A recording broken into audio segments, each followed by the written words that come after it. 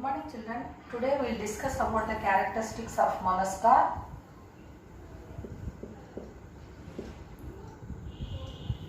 So all the members of this group are multicellular. So they are made up of many cells and bilateral symmetry.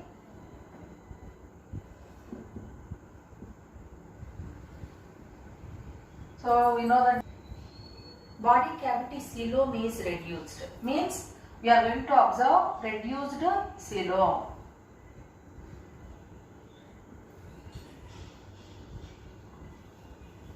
Whereas in Annelida we observe from top to bottom body cavity we are observing coelom.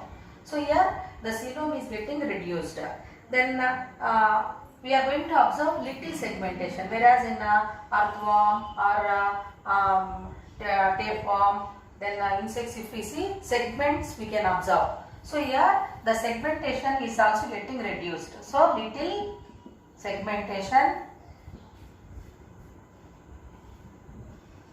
we are going to observe in the organisms of mollusca. Then important point, what it is means open type of circulatory system. Open type of circulatory system. So what is the meaning of open type of circulatory system? We learnt in the insects also, arthropods, where the blood is directly pumped from heart to the different body parts. There are no blood vessels. So that type of circulatory system we call as a open type of circulatory system we are going to observe in mollusca.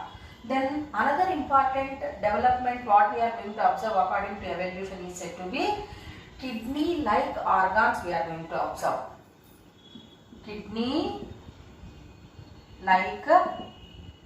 organs we observe. So what for this kidney is helping? It is helping for excretion. So what do we call that kidney-like organs which we are going to observe in the mollusca group of animals means? So they are called metanephridia. Metanephridia we observe. Then how these animals are going to move means they have a soft foot-like structure. Foot-like structure. So this foot is going to help in the movement. Foot is going to help in the movement. So what are the examples of these animals, mollusca group? So we know that garden snail,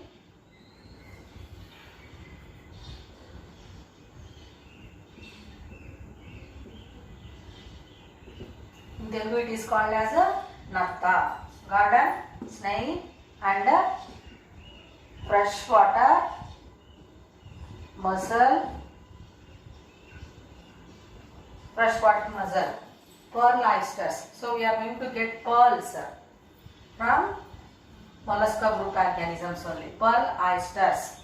So some organisms they live in moist places, some live in fresh water, and some are marine water. They live in marine waters also. So pearl oysters they live in marine water. Is it clear to you?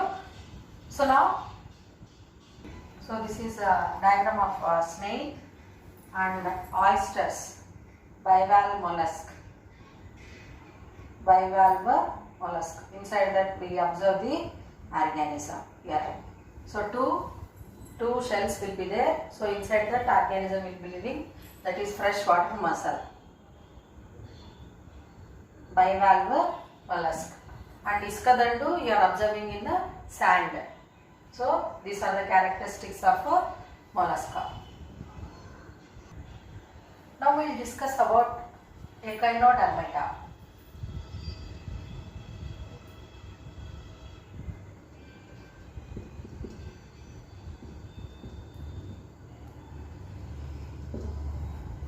So this term echinodermata is taken from Greek language.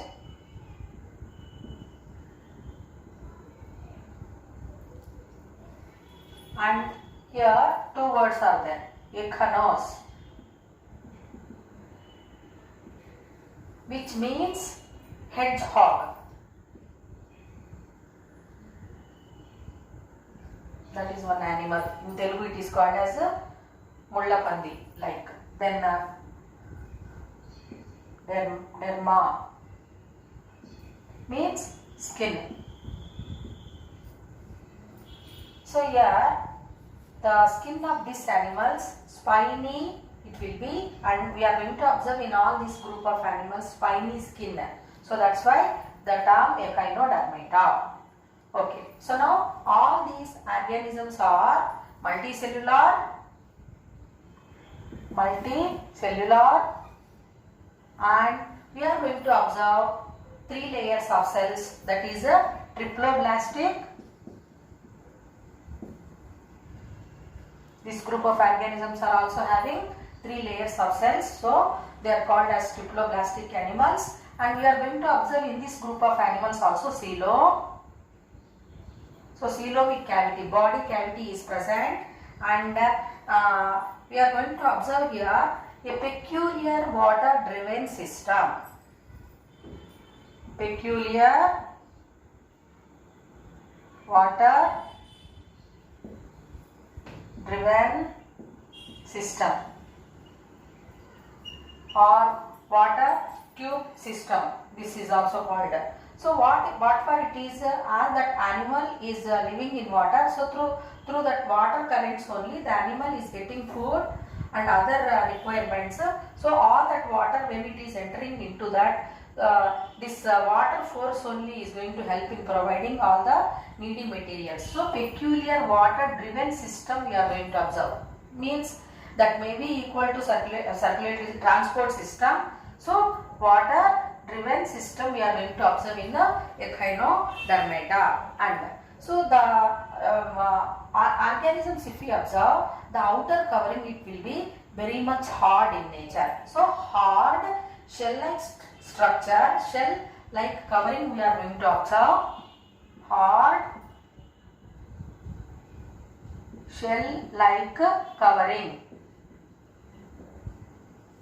we are going to observe, which acts as a skeleton. It acts as a skeleton.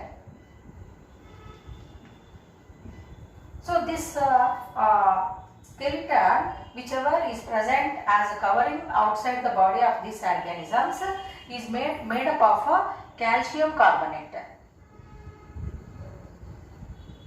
Calcium carbonate. Is it clear to you? So now what are the examples of this group of animals? Starfish, then sea urchins. Examples for this group are starfish,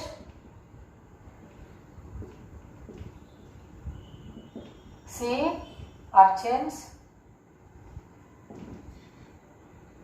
So all these organisms are living in marine water, means marine habitat. So they are multicellular, triploblastic, coelomic cavity we observe, and peculiar water driven system we are going to observe, where it helps in providing all the requirements to the organism, and the body is covered with covering which we call it as a skeleton, and it is present outside, and it is made up of calcium carbonate. Examples are starfish and sea urchins. So this is a diagram of starfish, and these structures are spines. So hard skeleton we observe on this, and all this it will open here as a water driven system. Now we will discuss about protochordata.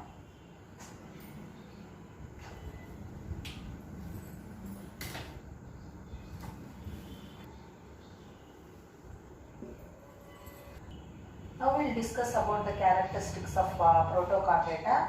So these protochordates are considered as a connecting link between invertebrates and vertebrates. So evolution wise, if we see how the invertebrates are organized, means evolution. So what are all the changes happening, and present day vertebrate animals, how we are going to observe. So how that has been carried. So by observing these animals characters we can tell.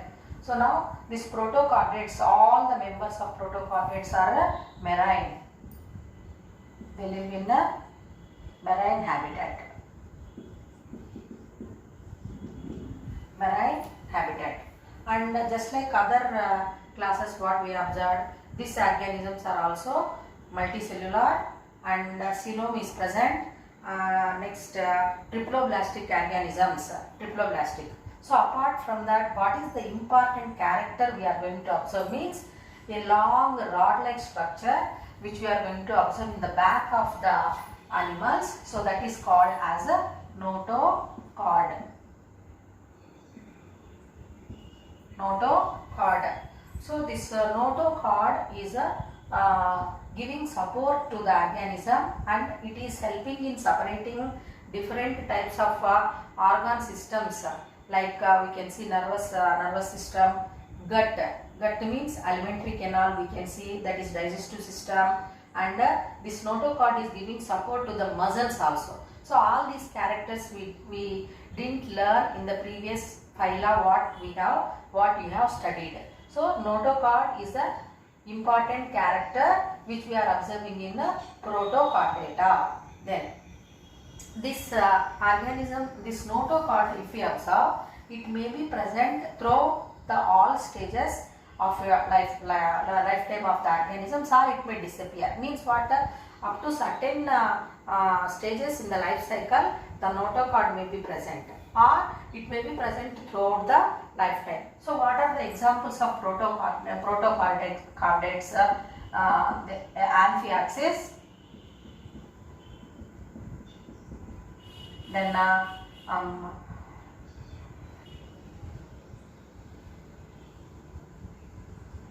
Bernoglossus, etc. So all these are marine water habitat. Till now we discussed about all the invertebrates, starting from Porifera, Coelenterata, then Platyhelminthes, Nematihelminthes, Annelida, Arthropoda, Mollusca, Echinodermata. So they all will come under invertebrates.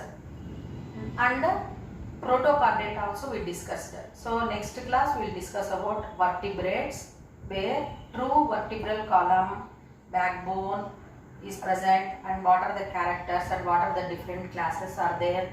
Examples we will discuss later.